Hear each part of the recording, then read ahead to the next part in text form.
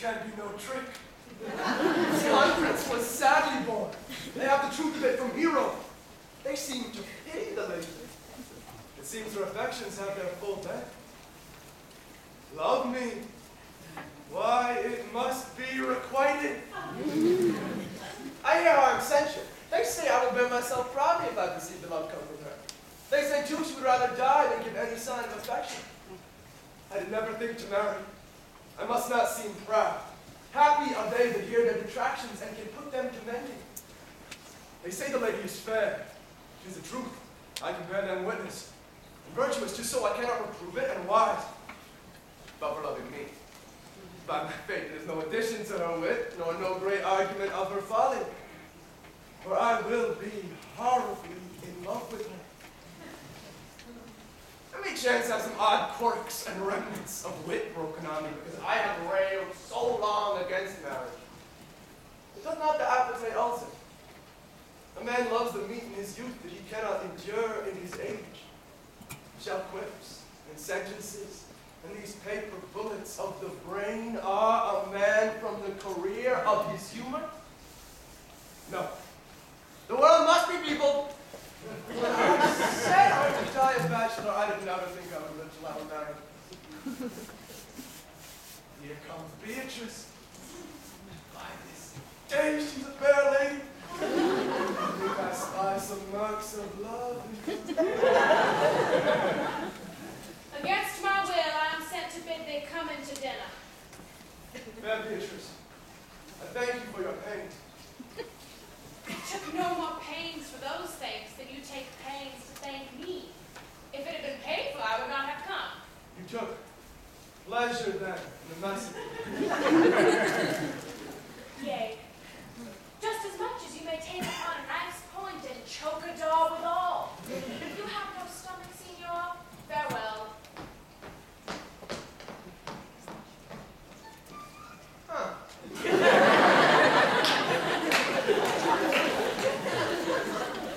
Against my will, I am sent to bid you come into dinner.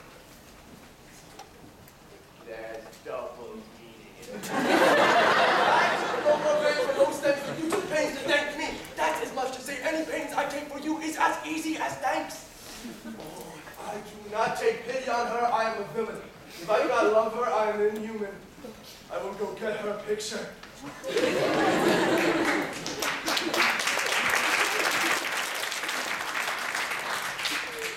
Margaret, run me to parlor.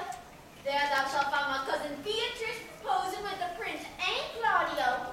Whisper her ear till her Aunt Ursula walk in the orchard, and I'll hold this course with all of her.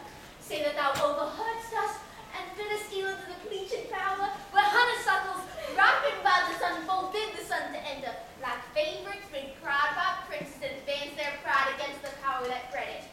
There will she hide to listen to our propose. This is the office, spare thee well and leave us alone. I'll make it come, I'll warn you presently.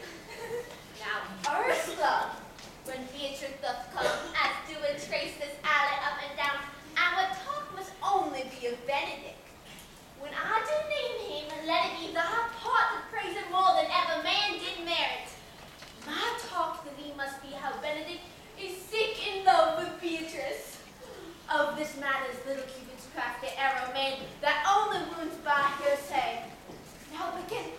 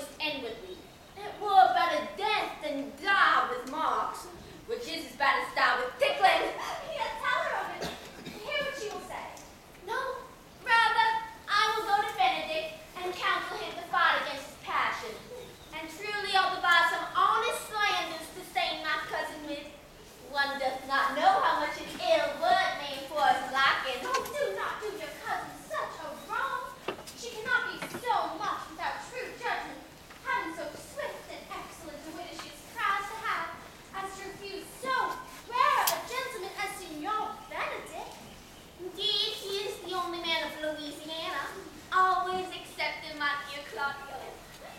I pray you not for any of me, madam. Speak, my